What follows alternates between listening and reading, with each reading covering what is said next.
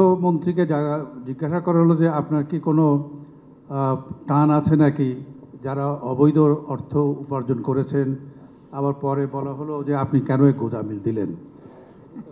গোজামিল না, আপনি যদি আগের বাজেটের এই হিসাবটা দেখেন সেখানেও দেখবেন যে যে সকল খাতের ব্যয় এই সোশ্যাল সেফটি নেট হিসাবে যোগ করা হয়েছে এবারও তাই করা হয়েছে।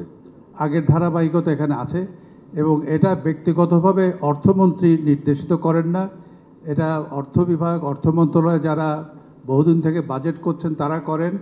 এবং আমি যতদূর বুঝতে পারি ন্যাশনাল অ্যাকাউন্টসের যে হিসাব আছে সে ন্যাশনাল অ্যাকাউন্টসের হিসাব অনুসরণে এটা করা হয়।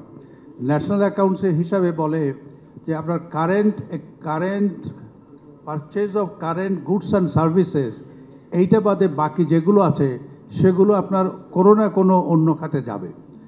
এখন সরকারের পেনশন এবং অন্যান্যদের যদি পেনশন দেওয়া হয় সে পেনশনটা তো এই মুহূর্তে যে কাজ করছে সেই জন্য নয়, সে আগের জীবনে যে কাজ করেছে সেই জীবনের একটা পাওনা হিসাব করে দেওয়া হচ্ছে।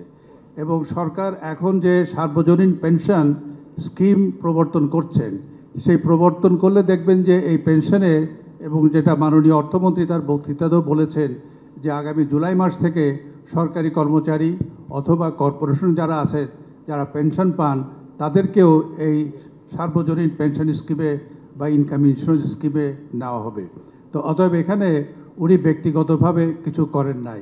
বাজেটের যে বক্তব্য এবং সরকার যে সকল নেয় প্রত্যেক লোক বা প্রত্যেক গোষ্ঠীর স্বার্থ সেখানে রক্ষা হয় না, সার্বিকভাবে জনগণের স্বার্থ রক্ষা হয়েছে কিনা সেইটা বড় জিনিস। এবং সার্বিকভাবে যেটা আছে সে হলো যেটা আমাদের শিক্ষামন্ত্রীও ব্যাখ্যা করে বলেছেন যে আমাদের প্রবৃত্তিটা যখন থাকে আমাদের মূল্যস্ফীতি যাতে নিয়ন্ত্রণে থাকে। মূল্যস্ফীতিটা দেখবেন যে মূল্যস্ফীতিটা কিন্তু স্টেবল এবং নিচের দিকে, এবং এটা মাঝে মাঝে উপরে উঠবে বা নামবে ইত্যাদি, কোনো একটা জায়গায় যে এটা থামবে এবং সেই দিকে নজর আছে। এবং সেই জন্যই বাজেটে তেমন অতিরিক্ত খরচ কথা করা হয়নি। দেশের অর্থনীতি আপনারাই বললেন যে অর্থনীতির সক্ষমতার শক্তি হলো প্রাইভেট সেক্টর।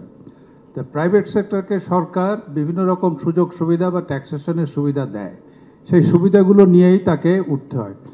আমি আপনাদের দৃষ্টি দুটো জায়গাতে আনতে চাই। এক, মাননীয় অর্থমন্ত্রী তার বক্তৃতায় বলেছেন যে আমরা ধারাবাহিকভাবে চাহিদা কমানো এবং সরবরাহ বাড়াবার চেষ্টা করছি।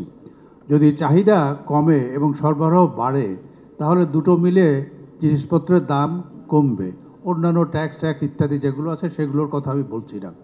আরেকটি হলো দেখেন ওনার বক্তৃতা যেটা ছাপিয়ে বিলি করা হয়েছে তার 178 পৃষ্ঠায় উনি যে সকল সরকারের আয় হবে সরকারের ব্যয় হবে এর